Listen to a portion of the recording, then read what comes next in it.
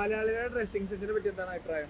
മലയാളികളുടെ dressing sense, Malayali എന്നല്ല totally India എടുത്തു കഴിഞ്ഞാൽ ഡ്രസ്സിംഗ് സെൻസ് എന്ന് പറയുമ്പോൾ ഇവിടെ ഒരുപാട് ഡ്രസ്സ് മേടിക്കാൻ കിട്ടും. അതായത് എവിടെ നോക്കിയാലും തുണിയാണ്, ഏറ്റവും കൂടുതൽ വിൽക്കുന്നത് തുണിയാണ്. ആഹാരത്തൊക്കെ കൂടുതൽ തുണി ഉണ്ടാക്കുന്നുണ്ടോ എന്ന് വരെ സംശയമുണ്ട്. എന്നിട്ട് വെച്ച് ഭയങ്കര കളർഫുൾ, ഭയങ്കര ഗ്ലിറ്ററിങ്. പിന്നെ അതുപോലെ തുണി മാത്രമല്ല, ഈ ബ്യൂട്ടി പ്രോഡക്ട്സ് പറഞ്ഞുകൊണ്ട് ഉള്ള മറ്റ് സാധനങ്ങൾ, പിന്നെ ഓർണമെൻറ്റ്സ് എല്ലാം ഒത്തിരി ഒത്തിരി ഒത്തിരി ഉപയോഗിക്കുന്ന ആൾക്കാരാണ് നമ്മളൊക്കെ മൊത്തത്തിൽ. മലയാളികളുടെ കൂട്ടത്തിൽ മറ്റു നാട്ടുകാരെക്കാളും ബെറ്ററാണ്.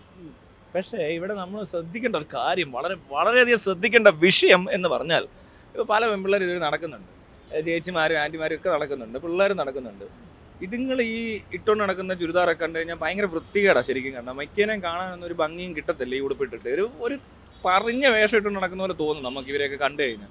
ഇവരൊരു 3 മണിക്കൂർ 4 മണിക്കൂർ ഈ തുണിക്കടയിൽ കയറി ഇത്രയും തുണിക്കടയിൽ നിന്ന് സെലക്ട് ചെയ്ത് എല്ലാ പെണ്ണുങ്ങളും ഇവിടെ എടുത്തേക്കുന്ന തുണി എടുത്തേക്കുന്ന ചുമ്മാ നിങ്ങൾ എടുത്തുകൊണ്ട് വരുമൊന്നുമല്ല. അവർ ഭയങ്കര സെലക്ഷനൊക്കെ നടത്തി, അവിടെ സെലക്ഷൻ ഉണ്ട് ഇവിടെ സെലക്ഷൻ ഉണ്ടെന്ന് പോയി എടുത്തുകൊണ്ട് വരുന്ന ഇട്ടുകൊണ്ട് നടക്കുന്നത് കണ്ടേച്ചാൽ മതി. പൈസ അത്രയൊന്നും കൊടുക്കുന്നില്ല, ഇപ്പം വില കുറവാണ്.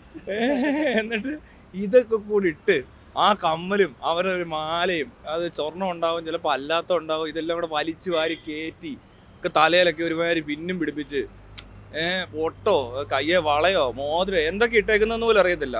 പിന്നെ ചെരുപ്പ്, ഇതെല്ലാം കൂടെ ഒന്നും മൊത്തത്തിലൊന്നും എടുത്തു കഴിഞ്ഞാണ്ടല്ലോ ഇത് നാല് സൈഡിൽ നിന്ന് ആരൊക്കെയോ കൊണ്ടൊന്ന് ഇടിയിപ്പിച്ചിട്ട് വിട്ട പോലെ ഇരിക്കുന്നത്. ഒരു കോമ്പിനേഷൻ നല്ല രീതിയിൽ ഡ്രസ്സ് ചെയ്യാൻ അറിയത്തില്ല, മര്യാദയ്ക്കുള്ള കളർ സെലക്ട് ചെയ്യാൻ അറിയത്തില്ല.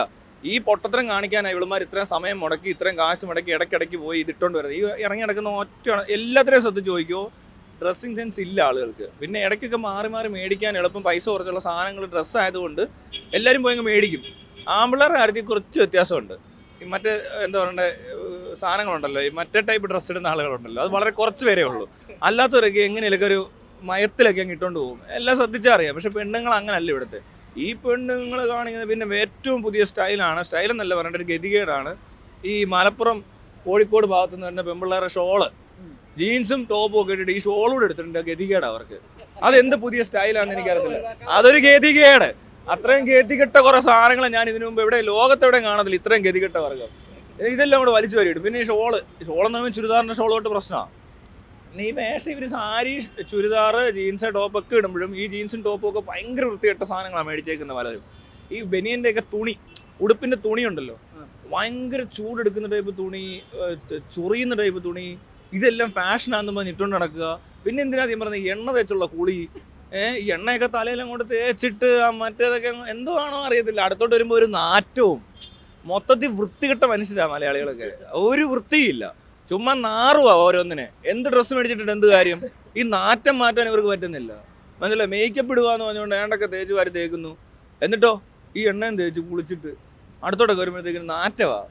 എന്തൊരു നാറ്റമായി പെണ്ണുങ്ങളൊക്കെ ഇവിടുത്തെ. പല പെണ്ണുങ്ങളെ ഭയങ്കര നാറ്റമാടും. ആണുങ്ങളെയൊക്കെ നാറ്റം പെണ്ണുങ്ങളെയാ. മനസ്സിലായി? നിങ്ങൾക്ക് വൃത്തിയില്ല പലതിനും. മനസ്സിലായോ? എന്നിട്ട് ഈ പറഞ്ഞ ഒന്നാമത് തുണിക്കൊരു പ്രത്യേകതയുണ്ട്. ഈ മോശം തുണി ഇട്ടാൽ നാറും. അത് ഇവർക്ക് അറിയത്തില്ല. ഇവർ ഫാഷന് വേണ്ടിയിട്ട് ഓരോന്നൊക്കെ എടുത്തങ്ങ് ഇടുക. പിന്നെ ലിപ്സ്റ്റിക്ക്, ഒരു ലിപ്സ്റ്റിക് ഉണ്ട്.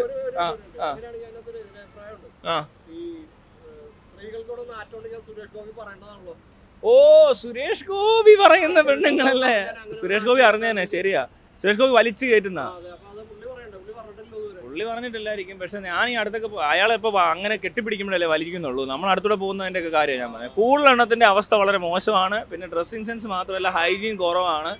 പിന്നെ ഈ ലിപ്സ്റ്റിക്കും പൊടിയൊക്കെ വാരിത്ത് കുളിക്കാൻ പിള്ളേർ പറഞ്ഞില്ലേ ഒന്നും കുളിക്കത്തില്ലെന്ന്. പകുതി എണ്ണോ കുളിക്കാറില്ലെന്നൊരു സംശയമുണ്ട്. പിന്നെ കുളിച്ചിട്ടും കാര്യമില്ലെന്ന്, ഇത്തിരി വേഷമല്ലേ ഇടുന്നത്. പെട്ടെന്ന് വിയർത്തളിഞ്ഞ് ആ എണ്ണയും കൂടെ അങ്ങോട്ട് വിയർപ്പിനകത്ത് കലങ്ങി അങ്ങോട്ട് ഇറങ്ങുമ്പോഴത്തേക്കിനും ഒരു നാറ്റം മൊത്തത്തിലുണ്ടാവും. ഇവരൊരു ഈ പറഞ്ഞ പല പെണ്ണുങ്ങളും ഒരു മുറിക്കകത്ത്, ചെറിയൊരു മുറിക്കകത്ത് കുറേ നേരം ഇരുത്തി കഴിഞ്ഞാൽ മുറി നാറും. ചുമ്മാ അറിയാമല്ലോ, ഞാൻ വെറുതെ അറിയാലോ. പിന്നെ വീട്ടിൽ നിൽക്കുന്ന വീട്ടമ്മമാരെ പിന്നെ പറയണ്ട, അവർ പണിയെടുത്തിട്ട് ഇവളുമാർ ഒരുങ്ങി ഇറങ്ങുന്നത്. മനസ്സിലായില്ലോ? ഒരുങ്ങി കെട്ടി അങ്ങ് ഇറങ്ങുക രാവിലെ നാറ്റിക്കാനായിട്ട്. അത് ഭയങ്കര വൃത്തിയിടാ. ഡ്രസ്സിങ് സെൻസ് മാത്രം പോരാ, ഇങ്ങനത്തെ സെൻസൊക്കെ വേണം. ഈ എണ്ണ ഉപയോഗിക്കാതിരിക്കാൻ നോക്കണം. ഈ തലയിലെല്ലാം കൂടെ എണ്ണ വാരി തേച്ചത് എവിടെ നിന്ന് ആരാ പറഞ്ഞ ഈ എണ്ണ ഉണ്ടെങ്കിൽ സൗന്ദര്യം കൂടും, മുടി വളർച്ച കൂടും എന്നൊക്കെ ആരോ തെറ്റിദ്ധരിപ്പിച്ചേക്കുക. ഈ മണ്ടത്തരങ്ങൾ വിശ്വസിച്ച് ജീവിക്കുന്ന ഇവർ. പിന്നെ ഇവർക്ക് പൊതുവേ ഈ തുണിപ്പരിപാടിയായിട്ട് ബന്ധപ്പെട്ട് അലക്ക്, നന, തേപ്പ് ഇങ്ങനെയുള്ള സ്ഥലങ്ങളിൽ ഇത് വെച്ചുകൊണ്ടിരിക്കുന്നിടത്തൊക്കെ ഇച്ചിരി പ്രശ്നമുണ്ട്. അത് മെയിൻറ്റെയിൻ ചെയ്യാൻ അറിയത്തില്ല. ഒരു ഓസ്തി കൂടുതൽ ഇടുന്നുണ്ടോയെന്ന് അറിയത്തില്ല. പിന്നെ നല്ല ഡ്രസ്സിങ്ങുള്ള പെമ്പിള്ളേരുണ്ട് കേട്ടോ, ഇല്ലെന്ന് ഞാൻ പറയത്തില്ല. പക്ഷേ കൂടുതൽ എണ്ണത്തിനും ഇത് എടുക്കാനോ എന്ത് ചെയ്യണമെന്നോ അറിയത്തില്ല. ആ ഒരു കളർ ഇതൊന്നും അറിയത്തില്ല. എന്താ പറയണേ, കളർ സെൻസ് ഇല്ല. എസ്തെറ്റിക് സെൻസ് ഇല്ല. ഇതെല്ലാം കൂടെ ഏതാണ്ടൊക്കെ കണ്ടു ഏതോ ഒരു മോഡൽ ഇട്ടെന്ന് അതിട്ടെന്ന് പറഞ്ഞ് നമ്മളെടുത്തിട്ടോ ശരിയാകത്തൊന്നുമില്ല. നമുക്ക് ചേരുന്ന ഡ്രസ്സ് തന്നെ നമ്മൾ സെലക്ട് ചെയ്തോണം. അല്ലാതെ ഒരിക്കലും അവിടെ ഒരു മോഡൽ ഇട്ടതോ അല്ലെങ്കിൽ ഈ ആട്ടായത്തിനെ പോലുള്ളവന്മാരൊക്കെ ഇടുന്ന ഡ്രസ്സോ എല്ലാം വേണമെന്നുള്ളത് അവനെ കാണിക്കും. ഇട്ടിട്ട് ഒരു കാര്യമില്ല. മനസ്സിലായോ? നമ്മളപ്പോൾ നോക്കേണ്ടത് സിനിമയിലൊക്കെ പലരും പല വേഷം ഇടുന്നവരുടെ ആ ഫീച്ചേഴ്സൊക്കെ നോക്കണം. അവരുടെ നിറം അനുസരിച്ചൊക്കെ ആയിരിക്കും, അവരുടെ ഫിഗർ അനുസരിച്ചൊക്കെ ആയിരിക്കും ആ ഡ്രസ്സ് അവരിടുന്നത്. പക്ഷെ നമ്മളങ്ങനല്ല. പിന്നെ പോരാതിനൊക്കെ തലേ മൊത്തം കയറ്റുന്ന സ്ലൈഡും പിന്നും കണ്ടിട്ടുണ്ടോ? ദേഹത്ത് 1 കിലോ ഇതുണ്ട്, ഇരുമ്പ്, സ്റ്റീല്, സ്വർണ്ണമൊക്കെ കുറേ പേര് അതും ഇടും.